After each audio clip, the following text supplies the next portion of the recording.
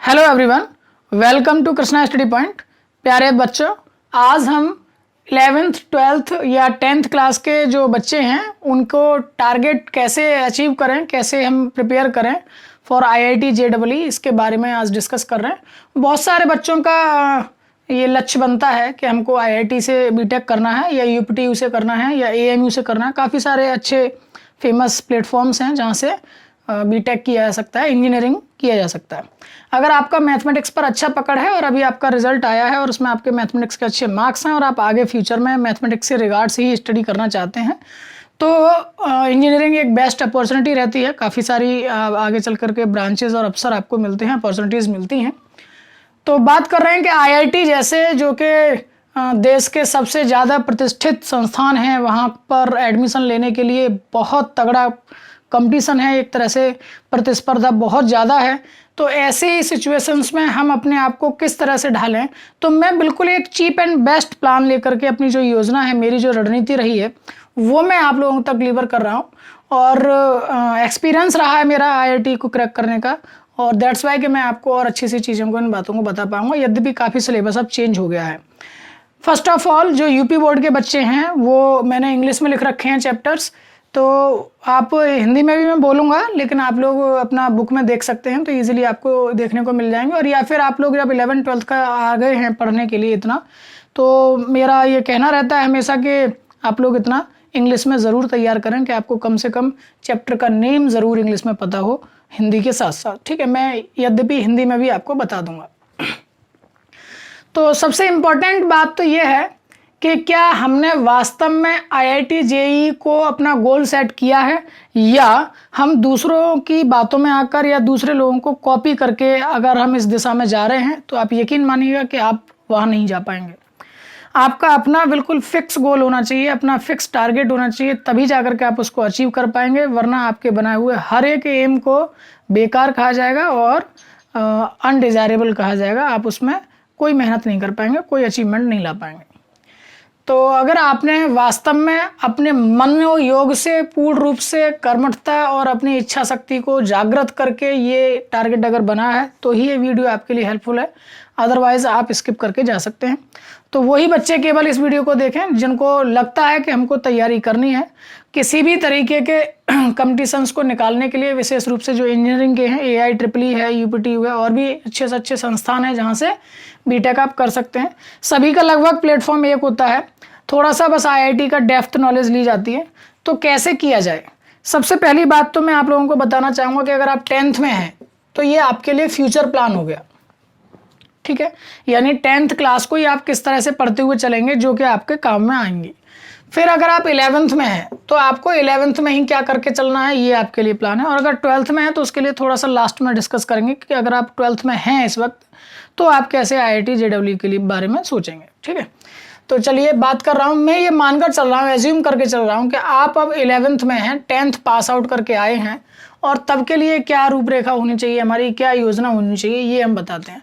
सबसे पहले तो आपको नॉलेज में होगा ही कि आपको 75% तो मार्क्स चाहिए, और साथ ही साथ में ये सिक्योरेबल मार्क्स हैं कि कम से कम आप अप्लाई कर सकें, आप एडवांस जैसे टेस्ट में बैठ सकें। और दूसरा 75% मैंने मार्क्स बोले हैं 12th क्लास में, तो आपका सबसे पहला तो आपका जो लक्ष्य है वो यही है कि आपके 12th क्लास में इतने % मार्क्स सिक्योर हों। ठीक है, दूसरा जो मौका अवसर जो मिलते हैं तो वो एक तो 12th अपियरिंग के टाइम पर ही आपको मिलता है, और दूसरा 12th के बाद। तो इस तरीके से आपको केवल 2 अवसर IIT JEE में जाने के लिए मिलते हैं। सेम फॉर UPTU, उसमें भी ज़्यादा अवसर आपको नहीं मिलते हैं। ठीक है, अब आप 11th में आ गए हैं, 10th क्लास आपने पास किया है, बहुत अच्छे मार्क्स आपके हैं, आपकी योजना है कि मुझे IIT क्रैक करना है 12th के बाद में।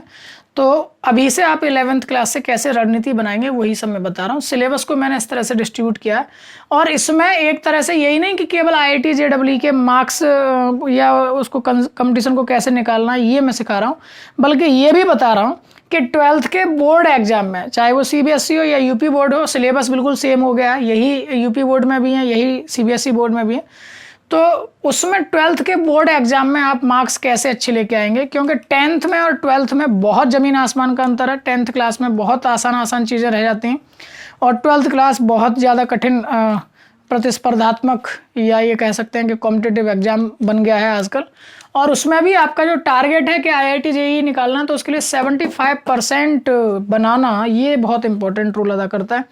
दूसरा, इसके बाद 12th के बाद मान लीजिए आप IIT के फील्ड में नहीं जाते हैं, मान लीजिए DU वगैरह अच्छे इंस्टीट्यूट से, दिल्ली यूनिवर्सिटी से आप BSc वगैरह करना चाहते हैं, तो वहाँ भी मेरिट लगती है और वहाँ अबव 90% मार्क्स आपको लेके आने पड़ेंगे, तभी जाकर के एडमिशन हो पाएगा। ओके, लेकिन इस सब के बीच में मैं ये नहीं कह रहा हूँ कि आप अपने ऊपर अंडर प्रेशर हो जाएं, आप बहुत ज़्यादा प्रेशर ले लें।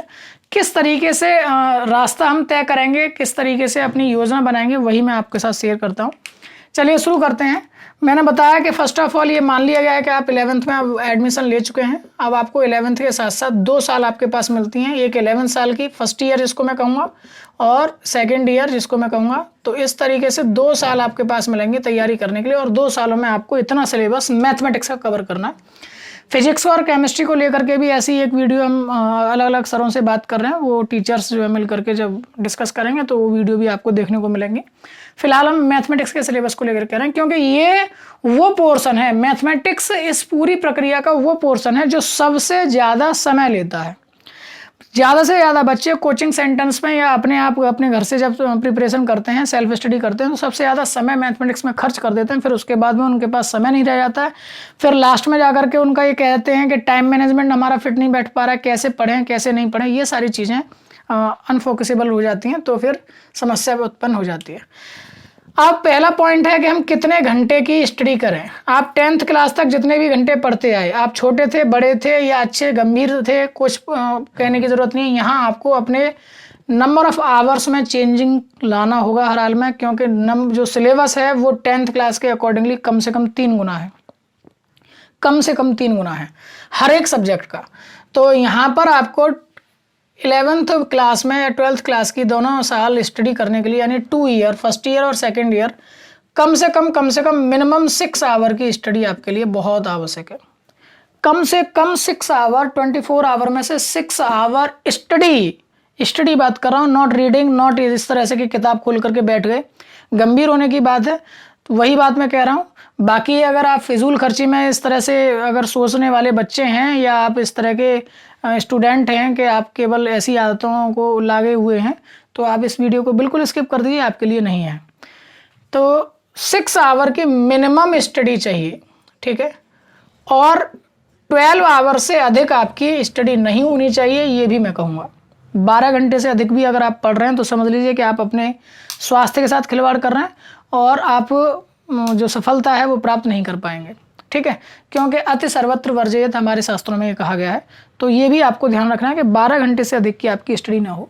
तो अगर मैं मिनिमम से मिनिमम लेकर के इसके बीच की बात करूं अपना एक्सपीरियंस के बारे में, तो 8 आवर की स्टडी बहुत सफिशिएंट है, नो प्रॉब्लम। आपके लिए क्या क्या करना है, बस आपको किस तरीके से काम करना है ये मैं आपको बता रहा हूँ कि आपको 2 आवर मैथमेटिक्स को, 2 आवर फिजिक्स को, 2 आवर केमिस्ट्री को और 2 आवर इंग्लिश प्लस हिंदी को, ठीक है। इस तरीके से आप 8 आवर को डिस्ट्रीब्यूट कर सकते हैं। अब ये कोई फिक्स नहीं है कि 8 बजे आप पढ़ने बैठे और 10 बजे आपको हर हाल में मैथ छोड़ देना है, क्वेश्चन कर रहे हैं, ऐसा नहीं है। किसी का समय किसी में मर्ज हो सकता है। मान लीजिए आज आपने 1 घंटे में मैथमेटिक्स इतना पढ़ लिया जितना कवर अप करना था, बाकी उसे 1 घंटे को आप फिजिक्स में, केमिस्ट्री में या इंग्लिश या हिंदी में कहीं भी, या अतिरिक्त चीज़ों को जीके हो गया, करंट अफेयर्स हो गए, इस टाइप की चीज़ों में लगा सकते हैं। तो ये फिक्स नहीं है। मेरा कहने का मतलब है कि इस 8 आवर की स्टडी में आप चारों सब्जेक्ट कवर करिए। इंग्लिश और हिंदी को मैंने एक जगह कर दिया क्योंकि लैंग्वेज है, और जो बच्चा साइंस स्ट्रीम का होता है उसको बहुत अधिक मेहनत नहीं करनी पड़ती, लेकिन लेफ्ट मत कीजिएगा, छोड़िएगा नहीं कि इसको इंग्लिश और हिंदी को बाद में कर लेंगे। डेली पढ़िए, डेली पढ़िए। कुछ समय बाद ही, 1-2 महीने के बाद ही आपको लगने लगेगा कि इसका तो हमको सिलेबस काफ़ी मात्रा में आ गया है, लेकिन छोड़ देंगे तो फिर बहुत सारी समस्याएं आपके सामने आ जाएंगी। आप इनको ज़रूर करते रहिए, क्योंकि ये 2 जो सब्जेक्ट हैं, इंग्लिश और हिंदी, ये एक्चुअली में लैंग्वेज होने के साथ साथ आपके मस्तिष्क का विकास भी करते हैं, आपको चिंतन करने योग्य बनाते हैं, आप चिंताशील होते हैं, चिंतक बनते हैं, ठीक है। यानी थॉट्स आपके दिमाग में आना शुरू होते हैं, वो इसी से आते हैं, यहाँ से कंसेप्ट्स आते हैं, यहाँ से थॉट्स आना शुरू होते हैं। क्योंकि जब आप कहानियाँ पढ़ेंगे, स्टोरीज पढ़ेंगे, प्रोज पोएट्री पढ़ेंगे, तभी आपके जो दिमाग में जो विचार हैं उनका समुंदर आना शुरू होगा, जो हिलोरें होंगी वो उठना शुरू होंगी, और तभी आप गंभीर हो पाएंगे अपने किसी भी अन्य लक्ष्य के प्रति, ठीक है। तो ये आपको ध्यान रखना है कि इन सब्जेक्ट्स को छोड़ना नहीं है, कैसे भी प्रतिदिन पढ़ना है। मैंने यहाँ 2 आवर लिखे हैं, तो अगर आप हो सकता है अच्छे आपकी स्पीड है पढ़ने की, अध्ययन करने की स्पीड आपकी अच्छी है, तो हो सकता है 1 घंटे में ही आप दोनों का काम चला दें, तो शेष रिमेनिंग समय को आप यहाँ दे दें। आप मान लीजिए मैथ में अच्छे हैं तो हो सकता है आप 1.5 घंटे में यहाँ से काम अपना क्लियर कर लें। फिजिक्स आपकी वीक है तो आप यहाँ 2.5 घंटा दे दें, ठीक है। तो इस तरह से आप अपना एडजस्ट कर सकते हैं। बैलेंस करना ही हमारे जीवन का लक्ष्य होता है, ठीक है ना। तो बैलेंस ही करना है और आगे चल करके भी पूरी लाइफ में बैलेंस ही बैलेंस करना है, ठीक है ना। आप एक बात उसकी मानिए, उसको भी अपनी एक बात मनवा लीजिए, तो यही सब रहेगा, है ना। शादी के बाद भी आपको बैलेंस ही करना है, तो बैलेंस यहीं से करना सीखना है, ठीक है। ये तो थी मजाक की बात। चलिए आगे बढ़ते हैं। ये तो मैंने आपको बता दिया आवर स्टडी के 8 आवर बहुत अच्छे आवर हैं। ये आवर घर के हैं, स्कूल टाइम से अतिरिक्त हैं, ठीक है। इसी 8 आवर में आपका कोचिंग शेड्यूल भी है, ओके। इससे ज़्यादा नहीं है, क्योंकि 6 घंटे आपका स्कूल रहता है। 6 घंटे स्कूल ज़रूर जाइए। कुछ लोग इस तरह से कहते हैं कि स्कूल जाकर के टाइम वेस्ट होता है। टाइम वेस्ट नहीं होगा। अगर आप किसी इस तरह के स्कूल में ही पढ़ रहे हैं जहां वास्तव में कोई शिक्षा का मतलब ही नहीं है, अच्छे शिक्षक मौजूद नहीं है, प्राइवेट इंस्टीट्यूट है, तो अलग बात है। लेकिन अगर आपका अच्छा रेपुटेटेड स्कूल है तो स्कूल ज़रूर जाइए और उसको एज ए प्लेटफॉर्म बनाइए। अपने क्लासमेट्स को इस तरह का एक प्लेटफॉर्म बनाने दीजिए कि आप वहाँ जाकर के अपने माइंड का ब्रॉडीकरण कर सकें, विस्तृत कर सकें, ओके, उसका ब्रॉडेशन कर सकें, बड़ा कर सकें, ठीक है। मस्तिष्क का विस्तृत होना ही बहुत आवश्यक है बस, ठीक है। चलिए, तो ये तो हो गया हमारा इस प्रकार की स्टैटिक टाइम को लेकर के किस तरह से करना है। सुबह सुबह मॉर्निंग में बहुत ज़्यादा लेट नाइट भी मत पढ़िए, सुबह मॉर्निंग में जल्दी से उठिए, ठीक है, और फिर से जल्दी पढ़ने की आदत डालिए। कई बार मान लीजिए आप लोग 12 या 1 बजे तक पढ़ते हैं रात को, कोई दिक्कत नहीं है, धीरे धीरे ये अपने आप ठीक हो जाएगा। लेकिन सुबह मॉर्निंग में ऐसा नहीं कि आप 6 बजे के बाद सो रहे हैं। किसी भी हाल में आप 5 बजे सुबह उठ जाइए, किसी भी हाल में आप 5 बजे उठ जाइए। चाहे आप फिर 3 बजे सोइए, चाहे आप 4 बजे सोइए, लेकिन सुबह आपको 5 बजे उठ जाना चाहिए। फिर चाहे अलग बात है कि आप 10 बजे वापस सो जाएं दिन में, ठीक है। कभी ज़रूरत पड़ रही है, आपका शरीर कह रहा है, तो 10 बजे आप सो जाइए, लेकिन सुबह के समय में सोना मैं समझता हूँ स्मृति के लिए, मेमोरी के लिए बहुत ज़्यादा लॉसेबल है, ओके। चलिए, अब मैंने ये जो चैप्टर्स लिखे हैं मैं इन तक पहुँचता हूँ किस तरीके से हम काम करेंगे। देखिए, जब हम 11th की पढ़ाई कर रहे होंगे तो 11th के ही सिलेबस के साथ साथ हम 12th का भी सिलेबस कवर करेंगे, तभी हम इतने अच्छे टेस्ट की तैयारी कर पाएंगे। हम समय बचाना चाहेंगे। कैसे बचाएंगे समय को कि 11th क्लास का पढ़ते पढ़ते लगभग आधा 50% से मोर देन सिलेबस हम 11th के ही शेड्यूल में, उसी टाइम शेड्यूल में ख़त्म कर लेंगे, 12th के भी आधे इसको। फिर हम इसमें क्या करेंगे कि जब 12th में आएंगे तो 12th का आधा पोर्शन करने के साथ साथ 11th का रिवीजन और इस पूरे पार्ट का रिवीजन कम से कम 2 बार कर चुके होंगे। और साथ ही साथ में फिर इन चीज़ों के प्रति हमारी जो समझ है वो इतनी ज़्यादा विकसित हो चुकी होगी कि हम उस कंसेप्ट को, उससे जुड़े न्यूमेरिकल्स को, उससे जुड़े क्वेश्चंस को डेप्थ तक जा पाएंगे और सॉल्व कर पाएंगे। बस वही डेप्थेशन चाहिए किसी भी क्वेश्चन के, किसी भी कंसेप्ट के बारे में इस तरह के एग्जाम के लिए, ओके। तो चलिए आगे बढ़ते हैं। शुरुआत में आपको ये नहीं कि हर तरह का क्वेश्चन, ये एक जिद मत पालिएगा आप कि मैं मान लीजिए सेट पढ़ रहा हूँ तो सेट का क्वेश्चन मुझसे कोई भी पूछ ले और मुझको आना चाहिए, ये इस तरह की जिद को छोड़ दीजिएगा। ये काम 12th के बाद में आपका हो पाएगा।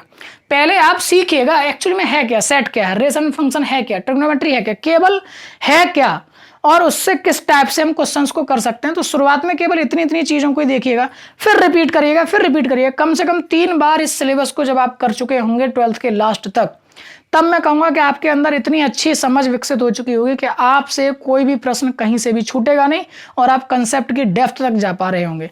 अभी से आप ये सोचें कि मैं तो सेट को पढ़ूंगा और सेट को आज ही कंसेप्ट वनसेप्ट जितने भी उसके सारी चीज़ें सब कुछ सीख जाऊंगा और जो भी क्वेश्चन मुझसे कोई पूछेगा वो मुझे आना चाहिए, ऐसा नहीं हो पाएगा। कहीं ना कहीं आप अटक जाएंगे तो आप उस पर समय ज़्यादा वेस्ट करेंगे, आपको थोड़ा सा टेंशन होना शुरू हो जाएगी कि मेरा तो टाइम ही जा रहा है, फिर आपको शिकायतें होने लग जाएंगी खुद से कि मैं अपना टाइम मैनेजमेंट अच्छे से नहीं कर पा रहा हूँ। तो ये नहीं करना है। तो फर्स्ट ऑफ ऑल किस चीज़ से बचना है, जिद नहीं पालनी है किसी भी तरह की, ठीक है। इसको मनोरंजन लेते हुए करना है, क्योंकि आपकी डेस्टिनी भी आपके साथ साथ चल रही है। आपको काम तो करना ही करना है, डेस्टिनी भी आपके साथ साथ चल रही है, वो भी अपना एक नया रूप देती है। आपको एक नया कलेवर आपका तैयार करती है, तो उसको भी आपको करने देना है। आप जिस क्षेत्र में मेहनत करते हैं सारी कायनात मिल करके आपको उसी ओर लेके चलती है, तो उस हिसाब से भी आपको ध्यान रखना है। बहुत ज़्यादा जिद आप पालेंगे तो एक तरीके से आप नेचर के विरोध में खड़े हो जाएंगे और फिर आप कभी भी सफलता प्राप्त नहीं कर सकते नेचर के विरोध में जाकर। ओके, चलिए मैं बात कर रहा था चैप्टर की। तो सबसे पहले 11th क्लास में जब आप आते हैं तो सबसे पहले पढ़ेंगे सेट को। सेट बिल्कुल यूनिक चैप्टर है और आप छोटी क्लासेज में पढ़ के आ चुके होते हैं, तो आसान चैप्टर होता है। इसके बाद में आप रिलेशन एंड फंक्शन, देखिए बुक्स जरूर खरीद लीजिएगा। आप 11th में हैं तो 12th की बुक जरूर ले लीजिएगा, बिल्कुल स्पेशली ले लीजिएगा। और अगर आपको इस तरह के एग्जाम में जाना है और मैथमेटिक्स को पढ़ना है तो आर.डी. शर्मा बुक है, बहुत अच्छी बुक है कंपटीशन के लिए, और इसी से आप IIT क्रैक कर सकते हैं इजीली। मैं अपना बता रहा हूँ, ठीक है, इसी से आप कर सकते हैं। इसके बाद में मैं आपको बता दूंगा ऑब्जेक्टिव मैथमेटिक्स करके IIT के लिए बुक्स आती हैं 2, तो वो बाद में खरीद लीजिएगा। काफ़ी मोटी मोटी बुक्स होती हैं, केवल ऑब्जेक्टिव क्वेश्चंस होते हैं, तो पहले आप अपना प्रिपरेशन कर लें इस तरीके से, इतना आर.डी. शर्मा से, ठीक है। तो सेट आपने पढ़े, रिलेशन एंड फंक्शन आपने पढ़े। मैं यहाँ मैचिंग करूँगा किस चैप्टर को किस तरीके से पढ़ना है। अब रिलेशन एंड फंक्शन के बाद में आपको फिर ये रिलेशन एंड फंक्शन पढ़ना है। 11th क्लास का रिलेशन एंड फंक्शन आपने पढ़ा, इसके बाद आपको रिलेट करना है इसको 12th क्लास के रिलेशन एंड फंक्शन से। ओके, ट्रिगोनोमेट्री आपने पढ़ी। ट्रिगोनोमेट्री में कई बार क्या है कि नाउअडेज 10th क्लास के बाद ट्रिगोनोमेट्री 11th क्लास में केवल एक चैप्टर रख देते हैं, लेकिन उसको बहुत ज़्यादा ब्रॉड नहीं है, इसीलिए आर.डी. शर्मा से जब आप पढ़ेंगे तो बहुत सारी एक्सरसाइज आपको मिलेंगी। हमारे चैनल पर आपको बहुत सारी चीज़ें मिल जाएंगी इसकी ट्रिगोनोमेट्री के रिगार्ड। तो ट्रिगोनोमेट्रीज की भी वीडियोस को बहुत अच्छे से देखिए, समझिए। ट्रिगोनोमेट्री ये नहीं कि कंसेप्ट के क्वेश्चन या ज़्यादा क्वेश्चन आएंगे एग्जाम में, ऐसा नहीं है, बल्कि ट्रिगोनोमेट्री ऐसा मैथमेटिक्स का पार्ट है जो आपके माइंड को विस्तृत करता है, ब्रॉड करता है, आपकी समझ को विकसित करता है, ठीक है। ट्रिगोनोमेट्री पढ़ने के बाद में आपको इनवर्स ट्रिगोनोमेट्री 12th क्लास की पढ़नी चाहिए, ठीक है। फिर इसके बाद में आप इसको, ये जो मैं हैश के सिंबल बना रहा हूँ ये यूनिक चैप्टर्स हैं, इनको आप कभी भी शुरू कर सकते हैं, कभी भी फिनिश कर सकते हैं, डोंट वरी। तो आप 11th में थे, आपने सेट को अकेला पढ़ लिया, कोई उससे ज़रूरत नहीं है किसी भी चीज़ की जुड़ने की। 12th क्लास के मैट्रिक्सेस और डिटरमिनेंट को आप यूनिक तरीके से पढ़ सकते हैं, अपने आप अकेले पढ़ सकते हैं। इसके बाद में PMI अपना अकेला चैप्टर है, बहुत अच्छे से पढ़ सकते हैं, ठीक है। फिर इसके बाद में कॉम्प्लेक्स नंबर यूनिक चैप्टर है। लीनियर इक्वेशन को पढ़ने के बाद में आपको LPP 12th क्लास का ख़त्म करना चाहिए, ठीक है। लीनियर इनइक्वलिटीज आप जैसे ही पढ़ेंगे तो इसके बाद में आपको LPP लीनियर प्रोग्रामिंग प्रॉब्लम्स को ख़त्म करना चाहिए। इसके बाद परम्यूटेशन कॉम्बिनेशन बिल्कुल यूनिक चैप्टर है, बायनोमियल बिल्कुल यूनिक चैप्टर है, और दोनों को हमेशा साथ में करना। ऐसा नहीं है कि परम्यूटेशन करने के बाद में छोड़ दिया, काफ़ी दिनों के बाद फिर बायनोमियल थ्योरम पर आ रहे हैं, दोनों को साथ साथ पढ़िएगा हमेशा। सीक्वेंस एंड सीरीज बहुत यूनिक चैप्टर है और बहुत इंपॉर्टेंट भी है और बहुत लेंथी चैप्टर भी रहता है, तो इसको ज़्यादा से ज़्यादा डिटेल में पढ़िए, समय दीजिए इस चैप्टर को। इसके बाद में स्ट्रेट लाइन है, इसको 10th क्लास से शुरू कीजिए वापस, अगर आप 11th में भी हैं 10th क्लास से वापस पढ़िए। कोऑर्डिनेट है, स्ट्रेट लाइन है, बहुत अच्छे से पढ़िए। और इसके बाद में कॉनिक सेक्शन, दोनों को एक साथ पढ़िए, हमेशा दोनों को एक साथ पढ़िए, ठीक है। इसके बाद में है 3D को पढ़ने के बाद में आपको 12th की 3D खत्म करनी चाहिए, ठीक है, इससे आपको समझने में मदद मिलेगी। इसके बाद में है लिमिट एंड डेरिवेटिव, तो जैसे ही लिमिट एंड डेरिवेटिव को आप पढ़ेंगे इसके बाद में आपको यहाँ differentiation derivatives chapter number 5 12th class का, इसको पढ़ना चाहिए, ठीक है। ये मैचिंग को ध्यान से देख लीजिएगा, आप लोग अपनी कॉपी पर भी बना लीजिएगा इसको, आप खुद जब लिखेंगे तभी चीज़ें याद होंगी।